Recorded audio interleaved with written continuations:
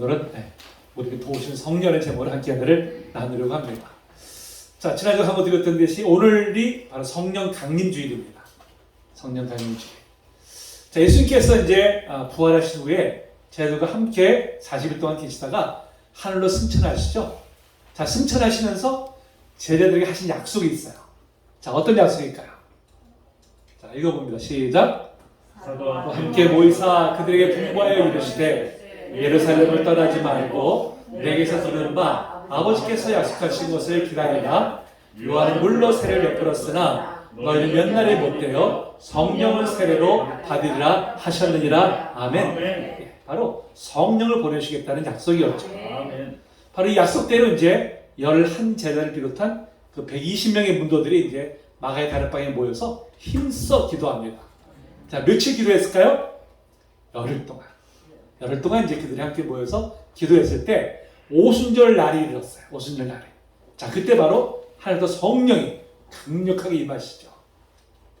자, 우리 한 절씩 교독합니다. 한 절씩. 자, 오순절 날이 이미 이름에 그들이 다 같이 한 곳에 모였더니 콜레리아노로부터 가고 강한 바람 같은 소리가 있어 그들이 앉은 온 집에 가득하며 마치 불의 혀처럼 갈라지는 것들이 그들에게 보여 각 사람이 하나씩 임하여 있더니 그들이 다 성령의 충만함을 받고 성령이 말하기를 하심을 따라 다른 언어로 말하기를 시작합니다. 아멘. 아멘. 성령이 얼마나 강력하게 임하셨는지요. 온 천지에 진동하는 그런 경험을 이제 그들이 하게 됩니다. 이렇게 이제 성령이 임하신 후에 복음이 온 세계에 전파되기 시작했죠. 그리고 교회가 세워지기 시작했어요. 교회가. 그래서 교회는 이제 이날을 기념해서 성령 강림 주일로 지키고 있는 것입니다.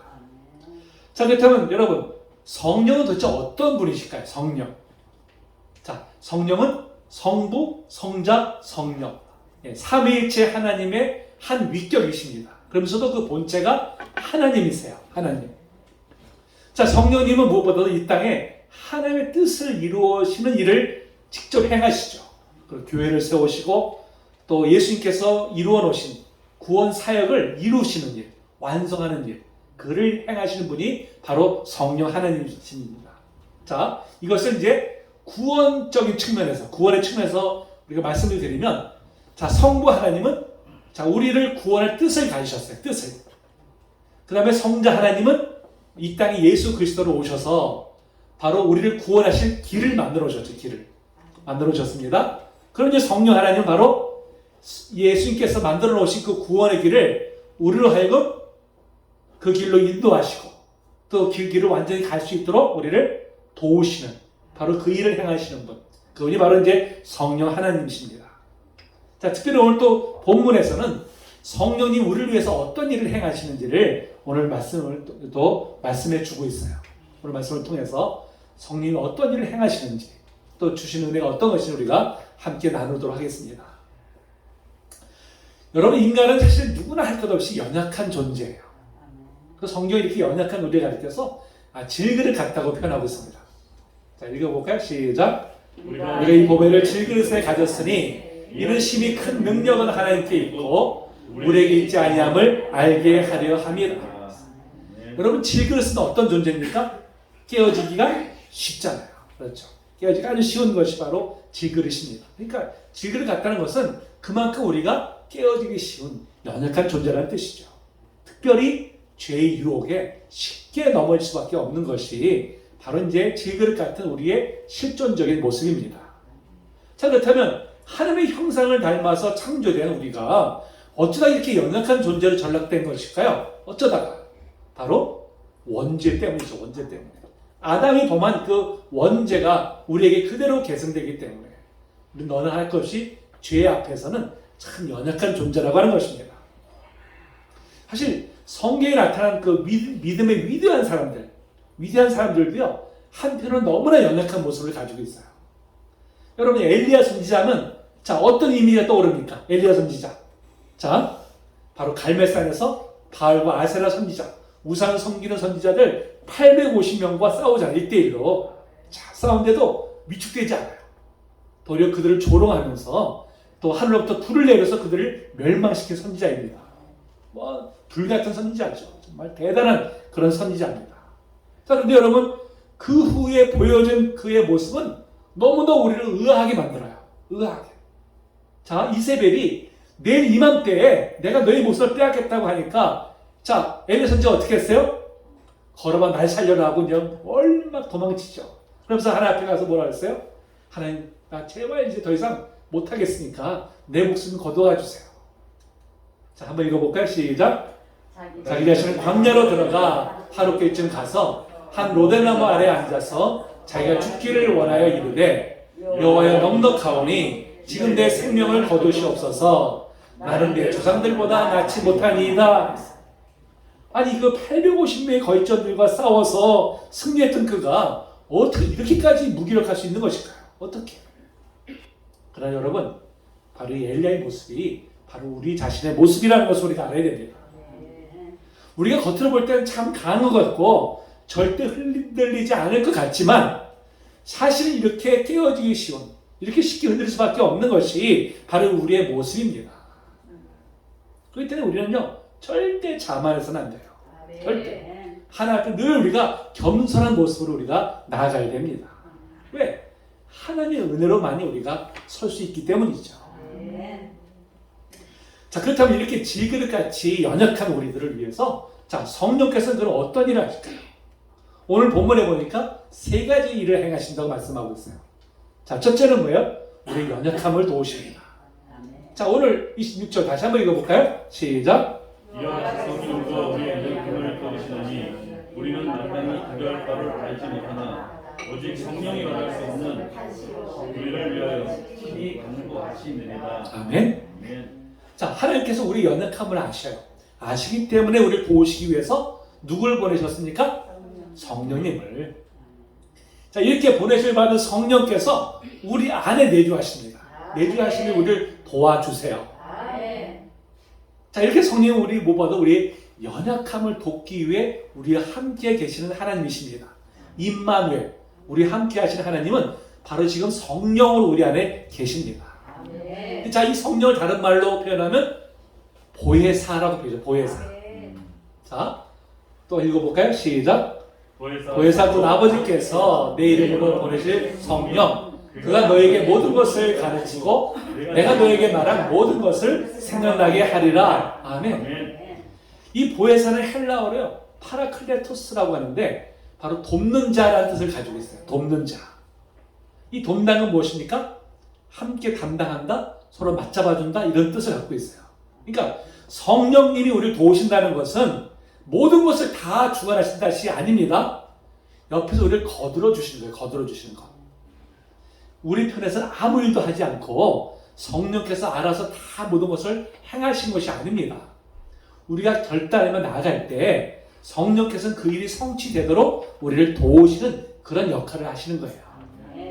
그러니까 우리가 구원은 하나님의 일방적인 은혜를 받지만 그 구원 이후의 여정, 완성께 나가는 모든 여정 가운데는요, 우리의 결단이 있어야 돼요. 우리의 의지가 있어야 돼요. 그럴 때 성령께서 우리를 도우신다는 것입니다. 자, 물론 성령께서 우리 안에 내주하신다고 해서 우리가 금방 뭐 강해진 것은 결코 아닙니다. 우리는 여전히 연약한 가운데 있어요. 여전히 우리는 늘 넘어지기 쉬운 존재들입니다. 여러분, 조금만 누가 뭐라고 해도요, 우리는 큰 상처를 받고요, 가슴 아래를 하잖아요. 우리가 주님을 따른다고 하면서도 누가 우리 자존심을 다 건드려 버리면 어떻습니까? 나 상처받았다고 얼굴에 쓰고 다니잖아요. 얼굴에 이렇게. 사실 누가 여기서 우리가 예외를 하겠어요. 그렇기 때문에 여러분, 자기 자신에 대해 절대 나는 절대 아니야, 나는 강해, 여러분 그렇게 자부해서는 안 됩니다. 내가 바로 섰다고 착각해서도 안 돼요. 여러분, 바울 사도가 뭐라고 경고합니까? 섰을 때 넘어질까 조심하라고 그러잖아요. 선지로 생각하는 자는 넘어질까 조심하라. 이것은 우리 모두에게 주시는 경고의 말씀이에요. 여러분, 우리가 내가 연약한 점을 인정할 때 우리는 비로소 성령님의 도우심을 구하게 됩니다. 여러분, 자신이 섰다고 생각하는 사람이, 자신이 강하다고 생각하는 사람이 성령님의 도우심을 구하겠습니까? 안 하잖아요. 그런 면에서 우리는 기도할 때 무엇보다도요, 내 영혼을 위해서 먼저 기도해야 돼요. 내 영혼을 위해서. 내 연약함을 긍휼히 여겨주시고 붙들어 주실 것을 우리가 성령님께 간구해야 됩니다. 그럴 때 성령이 도우시는 은혜를 경험하게 될 줄로 믿습니다. 여러분, 성령이 우리에게 왜 우리에게 오셔서 왜 우리 안에 거하실까요? 그 이유가 뭐라고요? 우리가 연약하기 때문에. 그렇죠? 여러분, 우리가 강한 자로 섰다면요, 굳이 성령이 오실 이유가 사실 없어요. 그렇잖아요. 자, 그런 면에서 보면 우리 연약함이야말로 성령께서 우리 안에 내주하신 이유가 되는 거예요. 이유가. 그렇게 보면 사실 우리 연약함이 도리어 감사할 조건입니다. 왜요? 성령이 도우신 은혜를 경험하기 때문에 그렇죠. 여러분, 평소에 내가 내 자신이 강하다고 여겨가지고 성령님을 의지하지 않고 도우신 은혜를 우리가 받지 못하면요, 결국에는 우리가 크게 넘어져 버려요. 아주 넘어질 때 아주 그냥 크게 딱 넘어지는, 완전히 깨어지는 그런 낮은 자리까지 우리가 낮아질 수 있다고 하는 것입니다. 바울 사도가 육체의 질병으로 인해서 3번씩 하나님께 간구하잖아요. 하나님, 제발 좀 나 이거 좀 떠나게 해주세요. 자, 그때 주님께서 그 기도에 어떻게 응답하셨을까요? 자, 한번 좀 길지만 읽어볼까요? 시작. 나에게 이르시기를 내 은혜가 네게 족하도다. 이는 내 능력이 약한 데서 온전하여 지니라 하신지라. 그러므로 도리어 크게 기뻐함으로 나의 여러 약한 것들에 대하여 자랑하리니 이는 그 시대 능력이 내게 머물게 하려 함이라. 그러므로 내가 그리스도를 위하여 약한 것들과 능욕과 궁핍과 박해와 곤고를 기뻐하노니 이는 내가 약한 그때에 강함이라. 아멘. 아니, 하나님 앞에 제가 지금 복음을 전하는데 이 걸돌이 됩니다. 제발 좀 치유해 주세요. 이렇게 간구했는데 오히려 주님께서 뭐라고 응답하세요? 내 은혜가 네게 족하다. 오히려 그게 은혜라고 말씀하세요. 아니, 그게 어떻게 은혜예요? 그것이 어떻게 그럴까요? 왜? 그 연약함으로 인해서 더욱더 주님을 의지하기 때문이죠. 주님을 의지함으로 말미암아 주님의 그 강력하신 능력을 힘입게 되기 때문에 그것이 바로 은혜라고 말씀하는 것입니다. 여러분, 그래서 우리가 무엇보다도 하나님 앞에서는 내 연약함을 우리가 깨달아야 되죠. 그리고 때 더욱더 우리가 성령이 도우시는 은혜를 우리가 의지하게 됩니다. 그를 통해서 주님의 강한 능력을 삶 속에서 누리시는 우리 성도님 되시기를 축복합니다. 아멘. 자, 다음으로 성령님은 우리의 기도를 도우세요. 기도를. 자, 오늘 26절 하반절에 보니까 성령께서 우리 연약함을 도우시되 특별히 기도를 도우신다고 말씀하고 있어요. 기도를. 여러분, 우리가 참 정말 연약할 때는요, 어떻게 기도할지조차도 알지 못할 때가 참 많아요. 너무 고통스러울 때는요, 기도 자리에 나가도 기도 자체가 나오지 않을 때가 있습니다. 저도 과거에 너무 큰 고통을 제가 겪었었는데요, 그때는 기도 자리에 앉아 있어요. 앉아 있는데 여기 앞에 그냥 뭐가 팍 막혀 있어가지고 기도가 나오질 않아요. 뭘 기도할 수도 없어요. 아무것도 못해요. 제가 이제 그런 경험이 있습니다. 아마 우리 성도님들도 그런 경험들을 가지고 계실 거예요. 또 영적으로 육적으로 너무 또 지쳐있을 때도 우리가 또 어떻게 기도할 바를 또 알지 못합니다. 여러분, 그렇다고 해서 기도 자리를 떠나야 될까요? 아니죠. 그렇죠? 기도가 나오지 않는 그런 상황 속에서도 우리는 힘써 기도의 자리를 지켜야 됩니다. 왜요? 기도 자리를 떠나서는 하나님의 은혜를 받지 못하기 때문에 그래요. 왜 그럴까요? 왜 기도의 자리에서만이 하나님의 은혜를 경험할 수 있습니까? 하나님께서 그렇게 만드셔서 그래요. 하나님께서 그렇게 법칙을 정하셔서 그렇습니다. 하나님은 기도 외에는 결코 하나님의 은혜를 누릴 길이 없도록 하나님께서 그렇게 정하셨어요. 그렇기 때문에 여러분, 기도하지 않으면서 하나님의 은혜를 받을 기대는 아예 우리가 해서는 안 됩니다. 자, 귀신 들린 아이에게서 귀신을 막 내어 쫓으려고 제자들이 막 힘을 썼어요. 근데도 꿈쩍도 하지 않아요. 예수님께서 산에서 내려오시고 그 광경을 보시고서는 아이를 오게 하십니다. 그래서 말씀 한마디로 귀신을 딱 쫓아내시잖아요. 그 이제 아이들 떠난 다음에 제자들이 예수님께 조용히 묻자. 조용히. 아니, 왜 우리가 쫓아낼 땐 내어 쫓기지 않았습니까? 자, 그때 예수님께서 뭐라고 말씀하셨어요? 자, 읽어봅니다. 시작. 이르시되 기도 외에 다른 것으로는 이런 종류가 나갈 수 없느니라 하시니라. 아멘. 그렇습니다. 기도 외에는요 하나님의 능력이 나타날 수 있는 통로가 없어요. 그럴 때는 우리가 기도에 우리가 힘을 써야 되는 것입니다. 기도에 힘쓸 때 하나님 도우시는 은혜를 우리가 누리게 될 줄로 믿습니다. 자, 그러면 여러분 기도가 나오지 않는 상황 속에서도 기도의 자리를 지킬 때 자, 어떤 은혜가 임할까요? 어떤 은혜가? 자, 무엇보다도 기도는요 성도의 마땅한 본분입니다. 마땅한 본분. 해도 되고 안 해도 되는 것이 아니라 마땅히 행해야 될 본분이에요. 자, 그럼에도 성도가 기도하지 않거나 기도에도 제대로 간구하지 못하는 경우가 참 많이 있습니다. 그럴 때 성령께서 탄식하세요. 탄식. 성령이 말할 수 없는 탄식으로 우리를 위해서 기도하신다고 말씀하고 있잖아요. 자, 그 의미가 무엇일까? 그 의미가. 여러분, 말할 수 없는 탄식이라는 것은 그야말로 말로써 표현할 수 없는 탄식을 말하죠. 자, 성령께서 지금 우리 마음속에 들어와 계시면서 우리의 마음을 주변 중심을 보시고 계시잖아요. 그러면 자, 여러분 각자 우리 한번 질문합니다.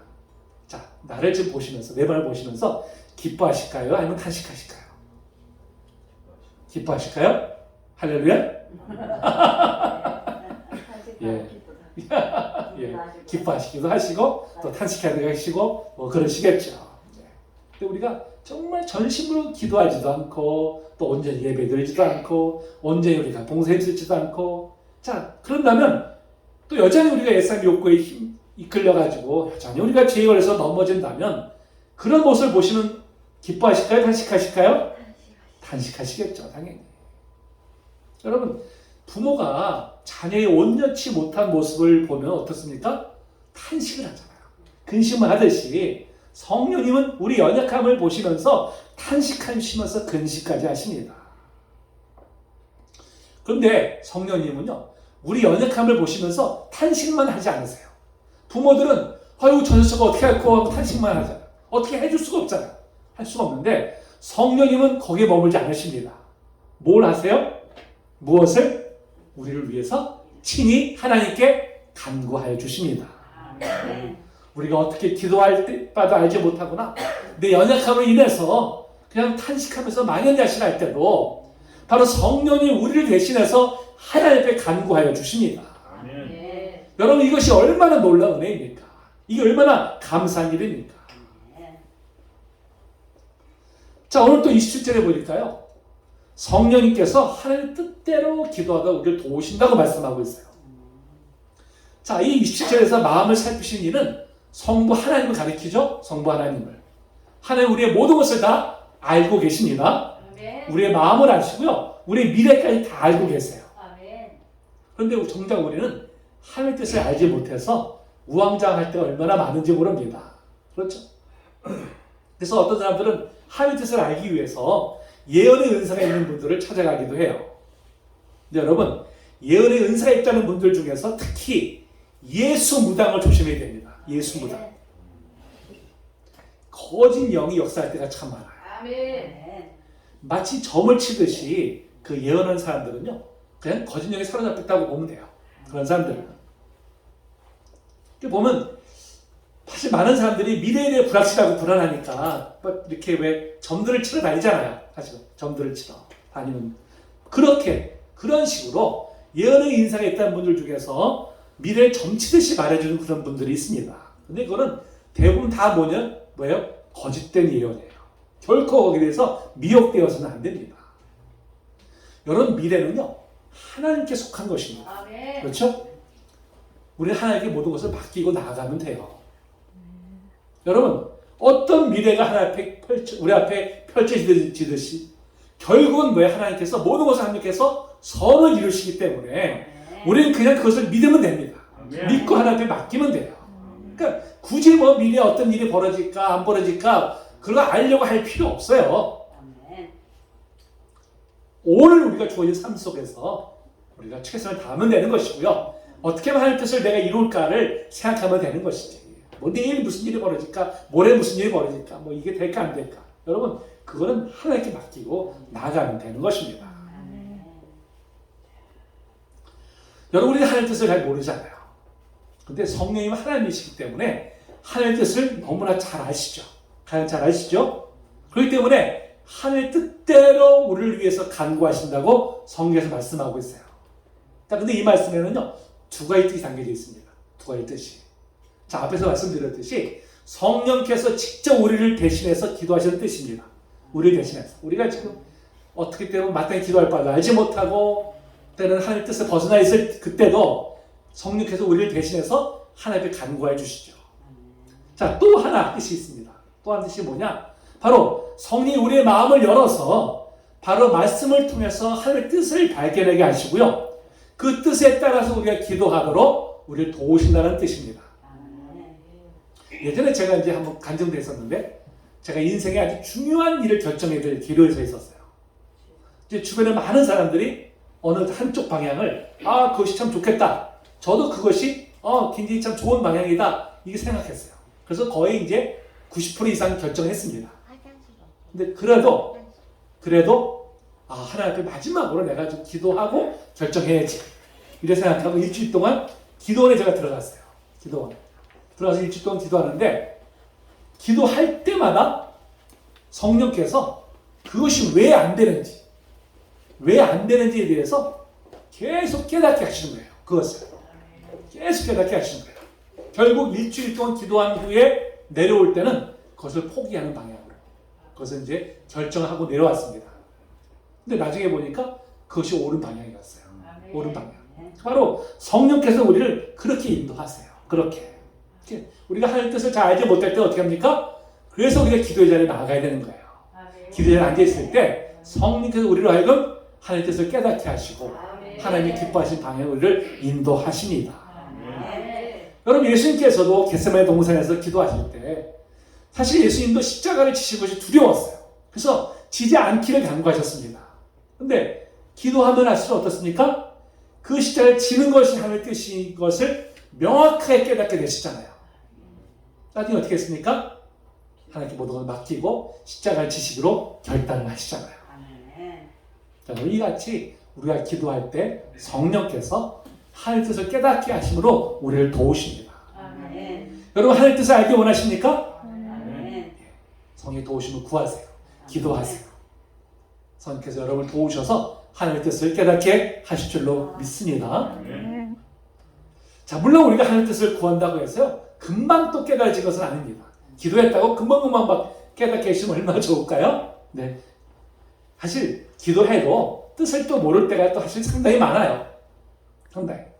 또 우리가 불완전하기 때문에 하나님 말씀하셔도 우리가 그것을 온전히 다 또 받아들일 수가 없을 때가 참 많이 있습니다. 왜? 내 안에는 내 생각이 가득 차 있기 때문에 하나님 말씀하셔도 그것을 내가 온전히 받아들일 수 없을 때가 참 많이 있어요. 그러다 보니까 하나님의 뜻대로 나는 기도한다고 생각했는데 나중에 보니까 내 뜻대로 기도할 때가 얼마나 많은지 모릅니다. 나는 하나님이 기뻐하시는 방향으로 기도한다고 생각했는데 나중에 보니까 하나님 뜻과는 정반대의 방향으로 내가 기도했다는 것을 또 뒤늦게 깨달을 때도 또 우리가 참으로 많이 있습니다. 그래도 여러분 참 감사하게요.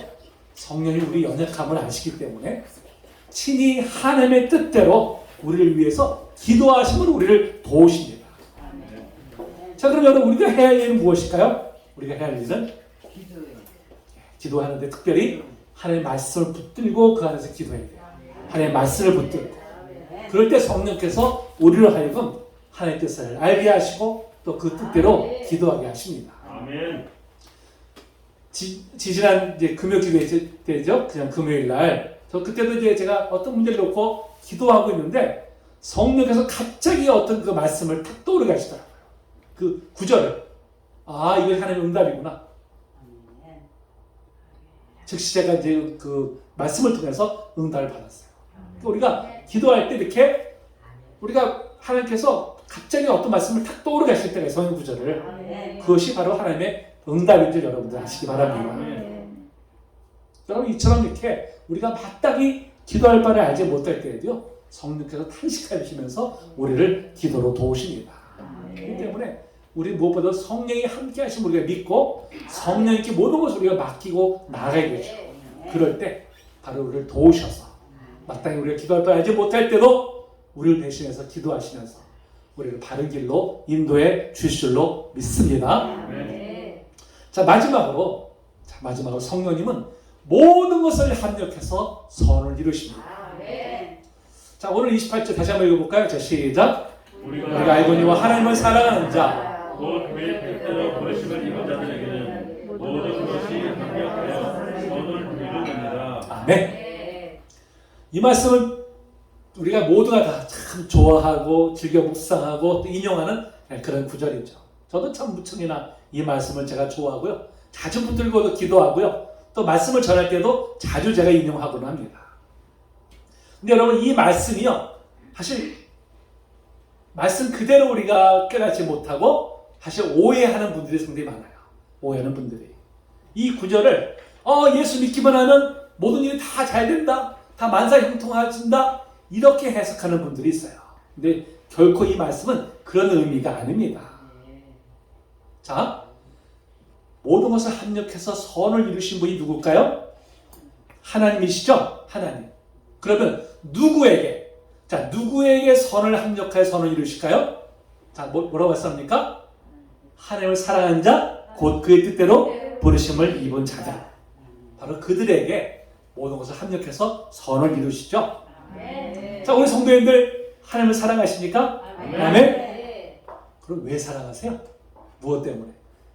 왜 사랑하십니까? 바로 하나님 뜻대로 부르심을 받았기 때문에. 그래서 우리 하나님을 사랑하죠. 여러분, 우리의 뜻이 아닙니다. 우리가 스스로 생각해서 하나님을 믿은 것 같지만 사실은 하나님께서 우리를 구원하실 뜻을 가르쳐서 우리를 부르신 거예요. 오직 하나님의 뜻에 의해서 우리가 부르심을 받았기 때문에 이것이 은혜입니다. 이 은혜를 받았기 때문에 우리가 하나님을 사랑하는 거예요. 자, 그렇다면 여기서 이 선을 이룬다는 것은 무슨 뜻일까요?